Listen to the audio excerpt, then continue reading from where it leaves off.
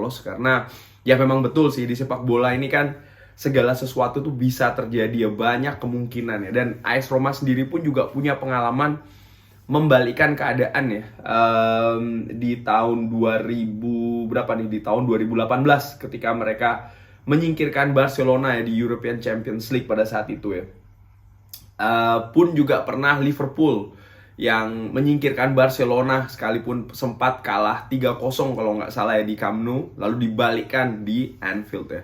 Cuman kalau gua ringan amatiran melihat pertandingan ini tuh beda suasananya, situasinya dengan contoh-contoh yang tadi gua sebutkan ya. Kenapa?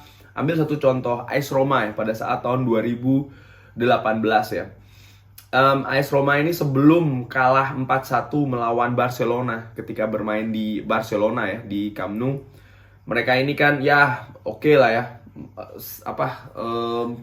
baru mengalami 4 kemenangan beruntun, lalu seri melawan Bolonya, lalu kehajar 4-1 ketika menghadapi Barcelona ya. Ketika mereka pulang, mereka bermain home, mereka kalah 0-2 melawan Fiorentina. Kalau tidak salah pada saat itu mereka ya menyimpan beberapa amunisinya, dan ketika mereka bermain melawan Barcelona mereka menang 3-0 ya.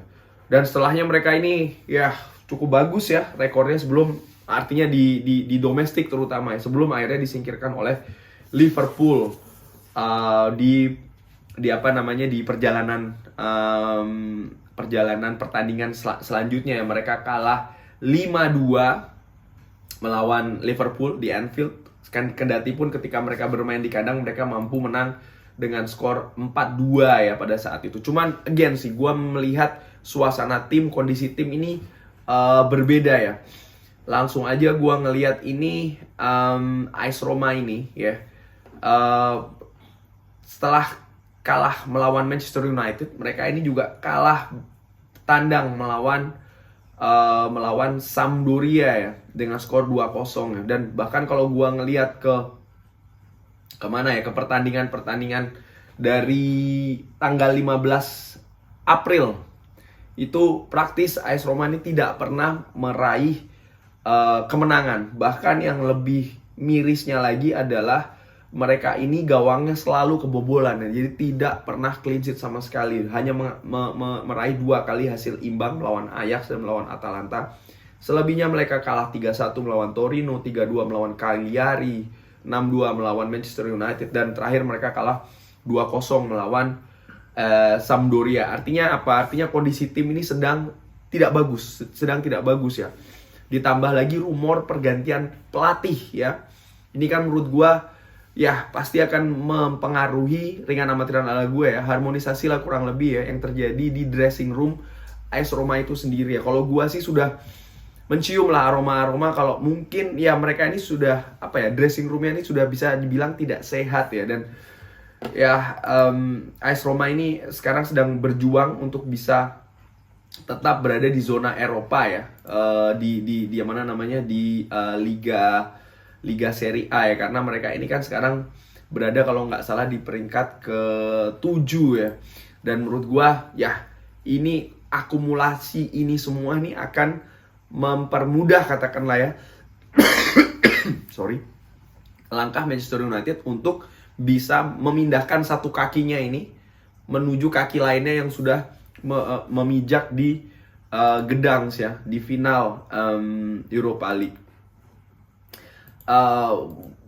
Fakta bahwa Manchester United minggu lalu ini tidak jadi bermain melawan Liverpool, menurut gue ini juga memberikan satu angin positif ya, katakanlah bagi Manchester United itu sendiri. Paling tidak dari sisi kebugaran pemain ini kan bisa dibilang lebih fresh ya pemainnya. Dia tidak perlu bermain di weekend lalu, dan menurut gue ini bisa memberikan semacam seperti opsi yang lebih banyak lagi kepada Ole Gunnar Solskjaer untuk meramu timnya ya. Soalnya kan ya setelahnya Manchester United dalam jangka waktu 3 hari akan bertandang menghadapi Aston Villa, dan menurut gua ini bisa diatur oleh Ole Gunnar Solskjaer siapa-siapa yang harus dimainkan, siapa-siapa yang harus kena rotasi, katakanlah ya. Kalau gua ringan amatiran sih ya berpikir ya, atau memperkirakan lah kurang lebih, bahwa Manchester United ini akan tetap tampil dengan tim katakanlah yang cenderung tim terbaiknya ya. Artinya kalau dilihat dari back four, David De Gea akan main, mungkin duet jantung bertahanan ini tetap Maguire dan Lindelof, kanan Aaron Wan-Bissaka, kiri mungkin gua pikir akan tetap diberikan ke Luke Shaw. Kenapa kok tidak ke Alex Telles? Karena ya Karsdorp, pemain sayap kanan dari AS Roma ini menurut gue termasuk yang bahaya, dan ini sudah terlihat ketika babak pertama di leg pertama kemarin ya. Luke Shaw cukup kesulitan untuk mengimbangi katakanlah Karsdorp. Sebelum babak kedua Manchester United bermain lebih ke kiri dan lebih banyak menempatkan support untuk Luke Shaw dan juga lini kiri dari Manchester United untuk dapat membangun serangan. Jadi gua prediksi dan sekaligus harapan gua Luke Shaw tetap dimainkan. Sedangkan untuk duet gelandang bertahan, gua pikir mungkin Scott McTominay dan mungkin bisa jadi namanya Matic ya, katakanlah bisa diberikan kesempatan di sana untuk dimainkan duluan ya. Ataupun Fred bermain dulu juga tidak ada masalah di situ ya. Untuk sayap kanan sih, gua pikir tidak ada salahnya kalau dikasihkan ke Mason Greenwood dengan mengistirahatkan Marcus Rashford ya, untuk mengembalikan ya kondisinya agar lebih bugar lagi. Tapi kalau seandainya memang bugar, ya tidak ada salahnya juga lini kanan ini diberikan ke Marcus Rashford untuk nanti mungkin di rolling dengan Mason Greenwood ya. Di belakang striker siapa lagi? Tentu saja Bruno Fernandes, dan di kiri ya karena Pogba menurut gua dia sedang melakukan ibadah puasa, bisa diberikan kepada Daniel James ya, atau bahkan bisa jadi Rashford dan Greenwood ini dimainkan bersamaan, Greenwood di kanan dan Marcus Rashford ini di sebelah kiri, dengan Edison Cavani menempati striker tunggal di depannya. Pemain-pemain lain mungkin seperti Alex Telles, Daniel James, Donny van de Beek bisa diberikan kesempatan bermain setelahnya ya. Gua sekali lagi ringan amatiran ala gua tidak berharap seorang Amad Diallo ini diturunkan dari starter maupun juga Sola Solskjaer ya. Gua lebih berpikir ya mungkin kalaupun diberikan bisa diberikan kurang lebih kayak 5 menit terakhir lah sebelum pertandingan selesai, karena menurut gua again ini pertandingan krusial, mentalitas pasti sangat diperlukan di sini ya. Kita tidak ingin terpleset katakanlah, walaupun peluang ini sudah sangat matang di depan lah katakanlah, untuk kita mampu mengakhiri kutukan semifinal nomor 1, nomor 2 sekaligus kita melangkah ke babak final di Gdansk ya. Peluangnya sangat besar sekali, dan gua pikir ya prediksi gua sih mungkin Manchester United bisa meraih kemenangan ya di Roma, sekalipun mungkin akan melakukan beberapa rotasi. Kenapa seperti itu? Karena murni gua melihat ke pertandingan sebelumnya ya melawan Ajax, di mana AS Roma itu pada saat itu mereka menang di Amsterdam, dan ketika mereka bermain di Roma mereka bisa dengan leluasa ya atau dengan nikmat lah katakanlah ya, mereka mengatur setup, mereka menunggu Ajax untuk menyerang karena mereka tahu Ajax harus menyerang. Dan ketika Ajax ini lengah, mereka akan melakukan counter serangan balik dan terbukti itu efektif ya, terutama di golnya AS Roma yang dicetak oleh Edin Dzeko. Untuk pertandingan besok ini menurut gua akan dilematis untuk tim AS Roma. Mereka tentu saja tidak bisa memainkan strategi yang sama ketika mereka bermain imbang dengan Ajax ya. Artinya mereka menunggu di belakang, membiarkan Manchester United ini menguasai possession bahkan untuk menyerang ya. Karena menurut gua ya sudah terbukti Manchester United ini dengan kecepatan, dengan sentuhan 1-2 di pertandingan pertama mampu membongkar pertahanan AS Roma yang ternyata ya setelah 3 kali pergantian tuh tidak solid lah katakan. Dan ini juga sudah diperlihatkan AS Roma ketika kalah 2-0 lawan Sampdoria ya.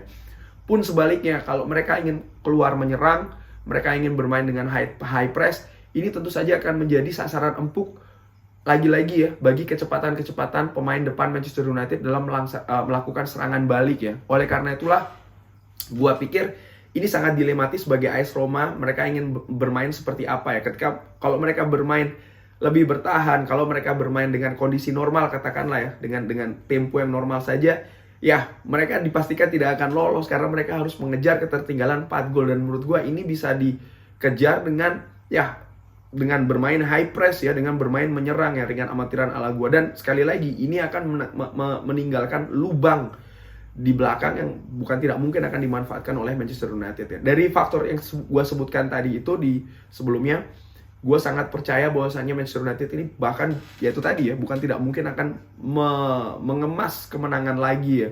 Mungkin Manchester United bisa melakukan rotasi di babak kedua atau di pertengahan babak kedua ya. Menurut gua itu tidak masalah. Ya, dan untuk membahas sedikit ya, gue juga tertarik nih untuk membahas semifinal lainnya ya, antara Arsenal melawan Villarreal. Anggap saja ini bonus track ya. Seperti kita ketahui kan, Villarreal ini menang ya dengan skor 2-1. Dan gua ini iseng-iseng melihat torehan home, pertandingan home untuk Arsenal ya di Europa League. Ternyata Arsenal ini sudah 1, 2, 3, 4, 5 pertandingan terakhir mereka tidak mampu clean sheet ya. Betul mereka menang besar melawan Molde, melawan Rapid Wien, tapi mereka mampu menang 3-2 melawan Benfica setelah sebelumnya mereka ini sempat tertinggal kalau tidak salah ya, sebelum mereka bisa membalikkan skor kalau tidak salah ya. Dan setelahnya ya mereka ini kan ketika mereka menghadapi Olympiakos Piros juga mereka ini bahkan kalah ya 0-1, dan ketika mereka menghadapi Slavia Praha ini juga mereka draw 1-1 ya. Dari itu semua sih gua melihat bahwasannya bermain di kandang ini tidak serta-merta memberikan katakanlah keuntungan lah bagi Arsenal ya. Bahkan tim tamu ini bukan tidak mungkin, dari 3 tamu yang telah bertandang ke Emirates ya, Benfica, Olympiakos Piros dan juga Slavia Praha ya, mereka ini justru bisa mencuri gol. Mereka bisa memperlihatkan penampilan yang jauh lebih bagus ketika mereka bermain di kandang ya. Dan menurut gua ini bukan tidak mungkin akan terjadi ketika menghadapi Villarreal besok ya. Villarreal sendiri juga walaupun sekarang berada di peringkat keberapa ini, kurang lebih ke peringkat ke-6 di La Liga, tapi menurut gua di beberapa pertandingan sebelum menghadapi Arsenal menurut gua penampilannya cukup baik ya. Mereka kalah 2-1 melawan Barcelona, melawan Barca mereka bermain dengan 10 orang. Mereka sebelumnya kalah 2-1 melawan Deportivo Alaves, tapi sebelumnya mereka ini juga sering meraih kemenangan ya. Dan yang lebih unik adalah ketika mereka bermain away di Europa League terutama ya, mereka ini sering bisa mendapatkan hasil-hasil yang positif ya. Dan dari itulah gua menilai ya, again ya, walaupun Arsenal hanya menang 2-1, Villarreal menang 2-1 dan Arsenal hanya cukup menang dengan skor 1-0 katakanlah di atas kertas ya, tapi itu tidak dengan serta-merta gua nilai akan memberikan kemudahan katakanlah bagi Arsenal ya. Ini gua sekarang lagi melihat rekor tandang Valencia musim ini di Europa League ya, luar biasa. Mereka ini bahkan menyapu bersih ya di 1, 2, 3, 4, 5, 6 pertandingan tandang mereka ini meraih 1 hasil imbang dan lainnya mereka ini mampu membungkus dengan kemenangan ya. Bahkan 4 kemenangan yang mereka raih di away mereka raihkan dengan clean sheet. Artinya apa? Artinya Villarreal ini tetap berbahaya ketika mereka bermain tandang ya.